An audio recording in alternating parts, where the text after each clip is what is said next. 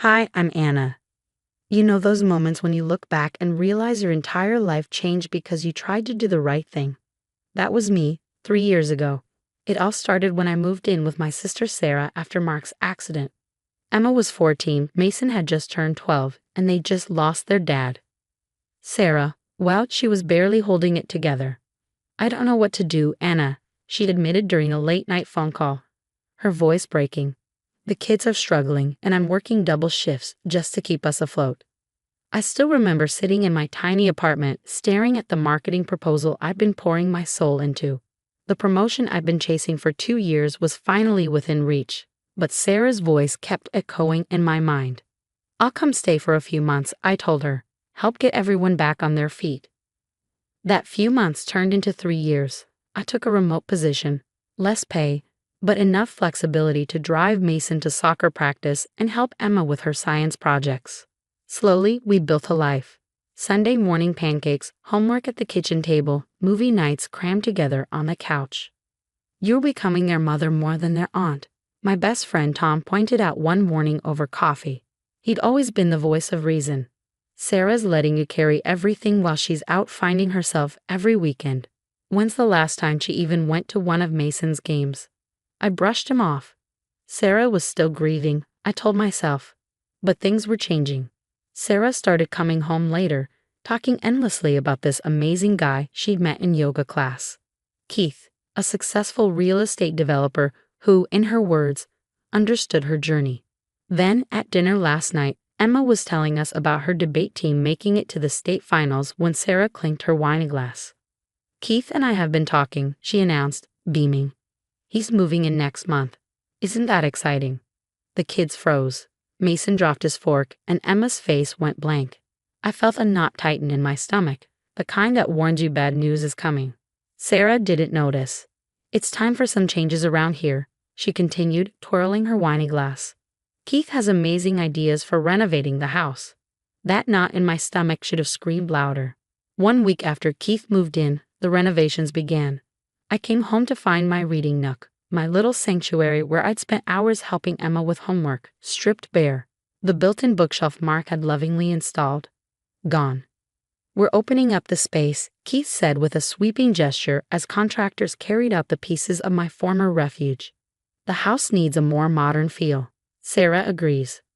Sarah just nodded, practically glowing as she hung on his every word. "The kids are excited, right?" she added.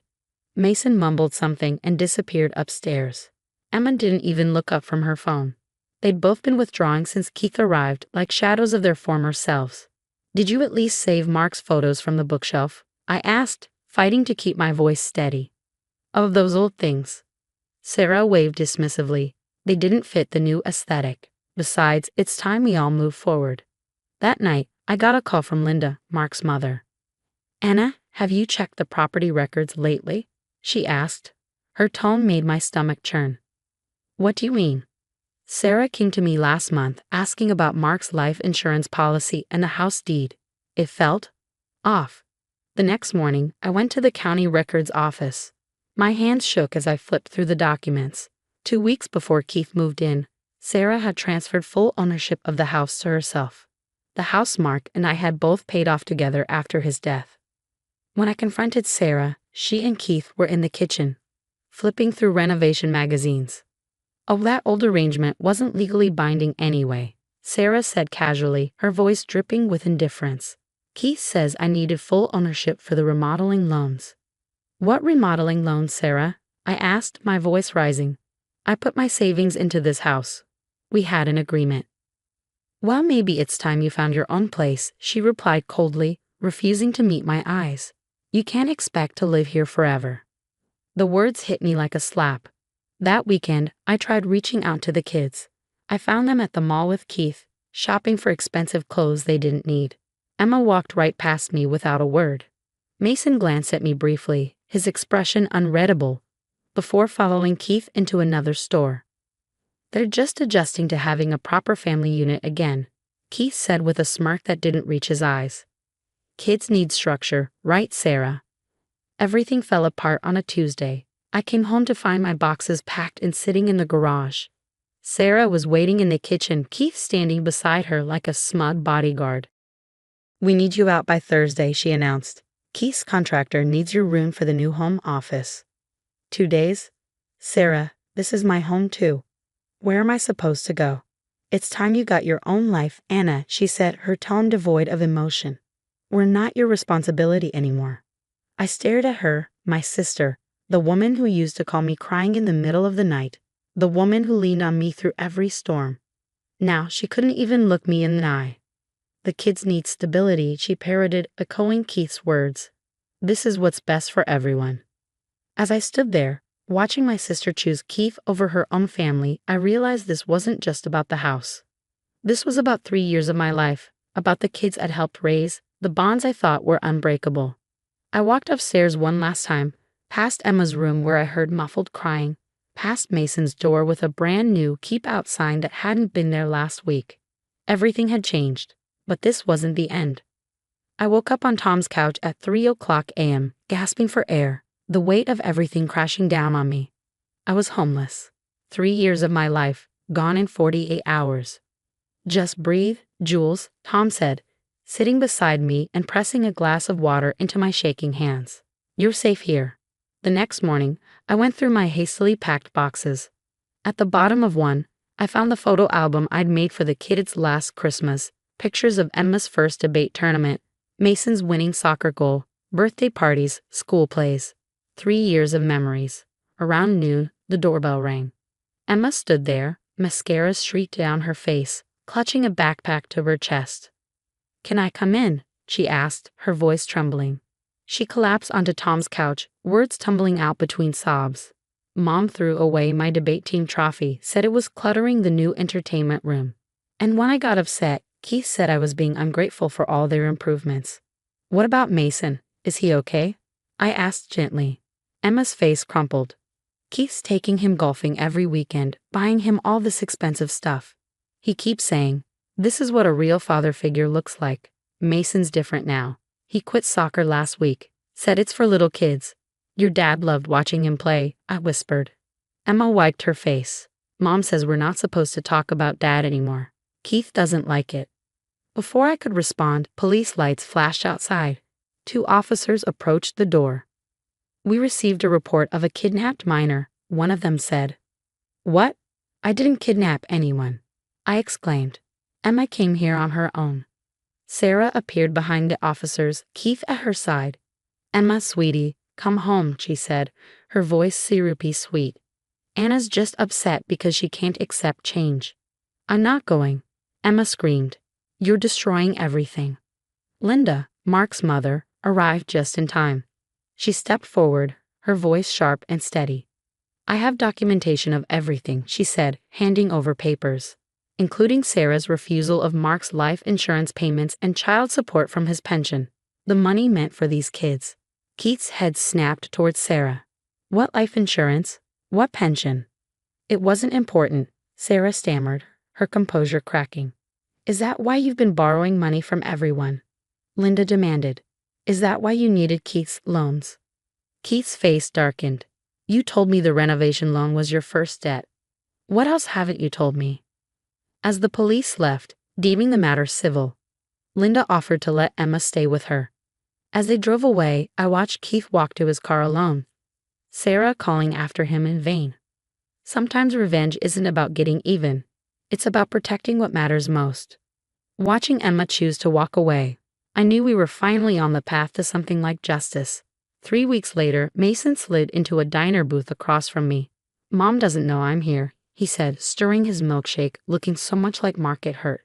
She took my phone. "But I borrowed Emma's old one," Mason said, holding up a slightly outdated phone. His voice was quiet but steady. "How are you holding up?" I asked. "Keith moved out last week. The contractors stopped coming. Mom just sits in the half-finished living room, making calls about loans," he said, his voice tinged with frustration. Then he pushed a folder across the table. "I found these in Dad's old office." I opened it and found documents about the house, Mark's original purchase, renovation records, and proof of his investments. Linda had been right all along. The next day, Linda called a family meeting at her house. Sarah arrived last, looking diminished without Keith by her side. Her designer outfit was wrinkled, and her usually perfect hair was a mess. "This ends today," Linda began, her voice firm. "Mark left provisions for his children's futures, Sarah. You hid them from everyone, including the court." "I was protecting my family," Sarah protested, her voice breaking. "By refusing child support, by taking loans against their home, by erasing Dad." Emma's voice trembled with anger. "You don't understand," Sarah pleaded. "No, you don't understand," Mason interjected, his voice cutting through the tension like a blade. "Dad's gone, but that doesn't mean you get to rewrite our lives." Sarah's composure finally crumbled. "Everything I did was for us," she sobbed. Keith sighed. "Keith's gone, Mom," Emma said, standing tall. "Just like everyone else you've pushed away." The following weeks passed in a blur of court appearances. Linda was granted temporary guardianship of the kids. During the property hearing, Mark's original investment in the house was revealed, proving Sarah's actions had been deceitful. "The house needs to be sold," Emma announced during a family session. Her tone was resolute. "It's not a home anymore, just a monument to lies. And Anna deserves part of the proceeds," Mason added. "She was there for us when you weren't, Mom." Faced with mounting renovation loans and no Keith to bail her out, Sarah didn't fight back. Perhaps she couldn't anymore. 3 months later, I found an apartment near Linda's place. The house was sold, settling debts and giving us all a chance at a fresh start. Sarah moved into a small rental, taking on extra shifts to pay off her remaining loans. "Do you think Mom will ever change?" Emma asked one evening as we helped Mason with his college applications. He had rejoined the soccer team, and his athletic scholarship prospects were looking bright. "People can change," I replied, "but relationships have to be earned back, one day at a time." Linda brought out the photo albums she'd saved, the ones Sarah had tried to throw away. We spent hours adding new pictures alongside the old ones. Different faces, same love. Sometimes family isn't about shared blood or perfect facades. It's about who stays when the truth comes out, who helps you rebuild from the rubble of broken trust. Sarah is still working on herself. The kids visit her sometimes on their own terms. As for me, I learned that home isn't always where you start, but where you end up after the storm passes, and we're all better for weathering it together. That's Anna's story of betrayal and redemption. What would you do if someone you sacrifice everything for, your career, your home, your future, betrayed you? Would you seek revenge, or would you focus on protecting the innocent people caught in the middle? Share your thoughts in the comments below.